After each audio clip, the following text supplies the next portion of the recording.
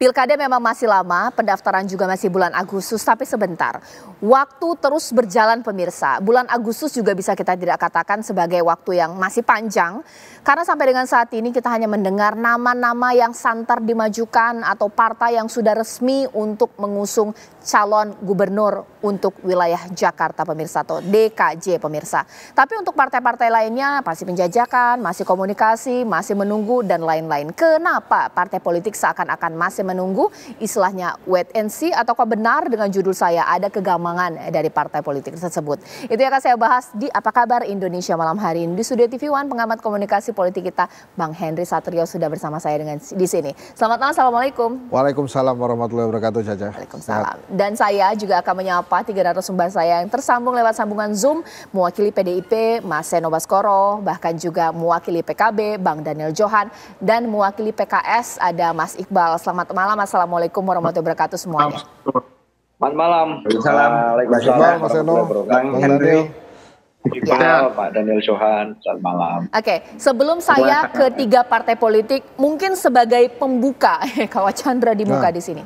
Apakah benar judul saya ada kegamangan dari partai politik yang seakan-akan belum mengumumkan satu nama yang firm ibaratnya begitu, bahkan juga belum membentuk koalisi yang benar-benar ajak, masih menunggu wait and see ya kayak Pilpres kemarin. Kenapa sih selain PKB pasti ya, bagaimana?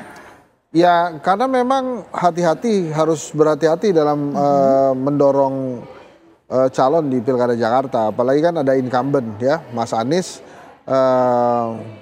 Elektabilitasnya di beberapa lembaga survei paling tinggi dan itu wajar saja. Tapi kan pertanyaannya apakah kemudian Mas Anies beneran mau maju atau tidak kan? Tapi kan PKB sudah. Ya walaupun saya tanya juga katanya bismillah gitu maju, jadi artinya sudah pasti. Nah di level yang mencalonkan Mas Anies pun baru level Jakarta. PKS, PKB, PDI Perjuangan itu baru level Jakarta. Sedangkan Pilgub ini kan sama seperti Pilpres, sama seperti Pilwali dan Pilbub juga membutuhkan tanda tangan Ketua Umum dan Sekjen. Jadi artinya keputusannya bukan di level Jakarta nih, jadi level yang di DPP pusat. Nah kenapa kegamangan itu terjadi? Karena tentu saja berbagai hal terjadi belakangan ini, salah satunya adalah keputusan MA yang bisa membuat Mas Kaisang maju gitu ya. Nah kemudian komentar Mas Kaisang sendiri katanya dia nggak apa-apa dipasangkan dengan Mas Anies gitu. Kemudian yang lain adalah perhitungan kursi di Jakarta, minimal kan 22. PKS pemenang di Jakarta 18, PDI Perjuangan 15. Jadi belum ada yang bisa nyalonkan sendiri. Maka memang harus bisa membuka komunikasi dengan yang lain. Nah ada pula faktor Koalisi Indonesia Maju di pusat. PKB sudah masuk Kim kan, sementara kalau kemudian mau setia dengan koalisi perubahan, ya nanti harus bisa menjawab pertanyaan Kim tuh, kenapa masih dorong Anies Baswedan, itu serius gak join koalisi Indonesia Maju nih, gitu karena belum ada alasan yang saya temukan kenapa kartunya Anies Baswedan ini mesti dibuka gitu, kenapa jalannya Anies Baswedan itu mesti dilanggengkan oleh penguasa, karena kan nanti hitung-hitungan di 2029 pasti dia menjadi pesaing yang serius untuk Pak Prabowo maupun Mas Gibran. Sementara kalau kita bicara Kaisang, dia sebetulnya bisa milih di daerah mana saja dan bahkan sebagai ketua umum bisa juga dia nanti jadi menterinya Pak Prabowo. Nah santer dibicarakan Golkar katanya Ridwan Kamil bersama Gerindra, tapi dia juga gampang karena harus kehilangan kursi di Jawa Barat kalau kemudian Ridwan Kamilnya pindah ke Jakarta. Maka walaupun didorong-dorong oleh Gerindra, tapi kelihatannya Golkar belum berani memutuskan. Nah kalau Ridwan Kamil Kaisang ya, bahkan saya sempat mengajukan nama Seno Baskoro mendampingi Anies Baswedan tuh. Karena sebagai anak muda kan head to head dengan Mas Kaisang yang anak muda juga pastinya seru tuh ya, memperlihatkan siapa yang melalui proses dan siapa yang tidak kira-kira. Jadi kegamangan-kegamangan itu akan terjadi. Terlebih ada satu desas-desus lagi Caca. Desas-desus yang menginginkan PKS bersama Kim asal tidak mengajukan Anies Baswedan dengan iming-iming di desas-desus ya akan mendapatkan wakil gubernur Jakarta, kemudian akan ada kursi menteri yang diberikan, bahkan ada logistik juga akan disampaikan gitu ya. Nah ini kan yang akhirnya berkembang juga, oh kalau gitu disiapkan nama Sudirman Said misalnya sebagai calon wakil gubernur, ada Ustadz Saihu segala dan lain-lain lah. Jadi ini kegaman-kegaman ini karena memang merespon perkembangan politik yang ada. Kalau di sini Bang Hensat ibaratnya membenarkan julu saya bahwa benar ada kegamangan dari partai politik dalam mencalonkan cagup untuk Jakarta. Sekarang saya ke Bang Daniel Johan, PKB. Apakah hingga dengan saat ini kita masih istiqomah, nggak ada gamang-gabang? Karena informasinya ada kemungkinan juga bisa dijegal ini Pak Anies Baswedan untuk maju untuk Pilkada Jakarta. Bang Daniel Johan. Ya, makasih Mbak. Salam buat semua. Yang sejauh yang saya paham sih nggak ada persoalan kegamangan, tetapi memang ini persoalan proses tahapan. Bukan hanya di DKI, tetapi di seluruh daerah, baik tingkat kabupaten kota maupun tingkat provinsi. Jadi kita memang mendorong seluruh DPC-DPW itu membuka pendaftaran, terbuka untuk semua kekuatan, terbuka untuk semua calon. Nah, mereka akan mengusulkan dan diproses oleh pusat, oleh Despilkada Pusat. Nanti akan dijadwalkan untuk UKK. Nah, begitupun dengan DKI ya. Jadi kemarin kita dengar hasil raker dari DKI sudah mengusulkan seluruhnya, bahkan mereka menggunakan istilah calon tunggal ya. Memang yang diusulkan hanya satu sesuai dengan aspirasi yang ada, bahwa mereka mendorong menginginkan kembali Pak Anies Baswedan untuk maju sebagai calon gubernur di DKI, di DKJ untuk kedua kalinya.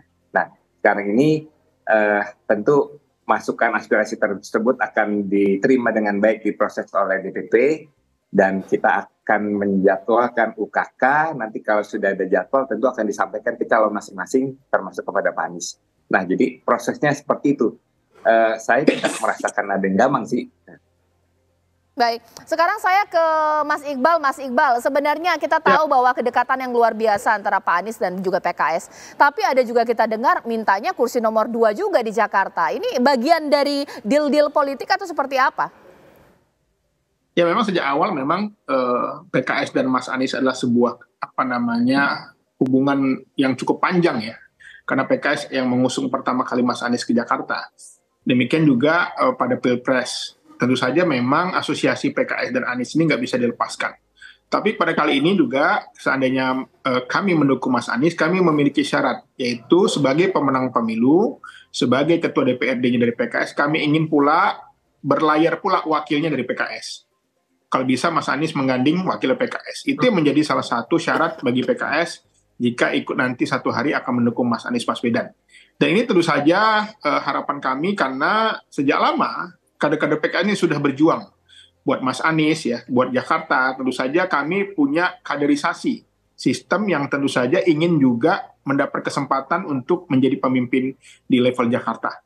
Jadi bagi kami ini semuanya masih dinamis, masih terbuka. Usulan dari DPW PKS Jakarta masih kita kaji, dan tentu saja kami berharap juga dukungan dari partai-partai lain agar Mas Anies bisa kembali menjadi gubernur DKI Jakarta. Oke, kalau dari PDIP seperti apa Mas Seno? Kalau PKS sudah mengunci langkah Pak Anies kalau mau didukung oleh PKS, posisi orang nomor 2 di Jakarta untuk PKS. Tapi katanya PDIP juga menginginkan hal yang serupa, rumit juga ya. Ini bagaimana Mas Seno?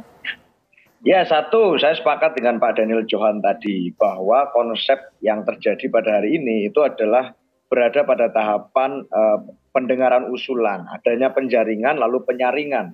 Usulan-usulan, masukan, aspirasi semuanya kami dengar dan kami proses, tidak hanya di Jakarta tentu saja, di berbagai daerah lain menjadi perhatian kami, terutama di Jakarta. Kami sadar betul bahwa Jakarta ini etalase kepemimpinan nasional. Dan dari tahun ke tahun, siapapun yang terpilih menjadi gubernur atau wakil gubernur di Jakarta punya potensi yang sangat besar secara elektabilitas, secara exposure, untuk kemudian menjadi calon presiden atau wakil presiden di pemilu selanjutnya. Maka Jakarta sampai hari ini, meskipun status ibu kota itu sudah berpindah, tetapi secara epicentrum kekuasaan politik maupun ekonomi masih menjadi daerah yang sangat seksi. Maka seluruh masukan, aspirasi, pendapat, usulan yang hari ini kami dengarkan, itu kami dengarkan dengan baik-baik. Nah, konsep usulan ini kan siapa saja bisa mengusulkan, dan kemudian siapa saja nama itu bisa muncul. Kalau dari bawah memang ada nama Mas Anies yang terjaring bersama dengan 9 nama yang lain, termasuk kader-kader internal yang diusulkan DPD DKI. Tapi di antara masyarakat, masukan dari lembaga survei, dari para pakar, dari perbincangan di media, itu kan juga berbagai macam nama masuk, dan kami nggak bisa tentu saja melarang itu. Mas Anies bisa muncul, bahkan kemarin saya ikut mendengarkan juga itu ada yang mengusulkan bikin poster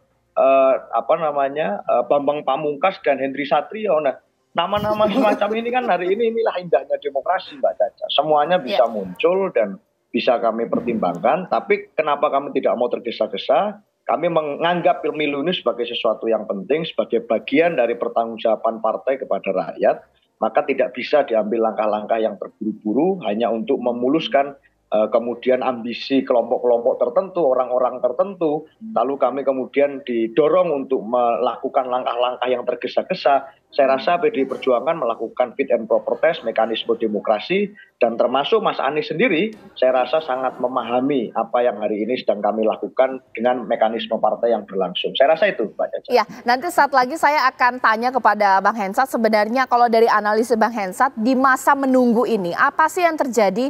Karena pastinya partai politik ini akan berpikir ulang untuk bagaimana menang, dan kalau menang, peluang mereka untuk kekuasaan juga besar sesaat lagi.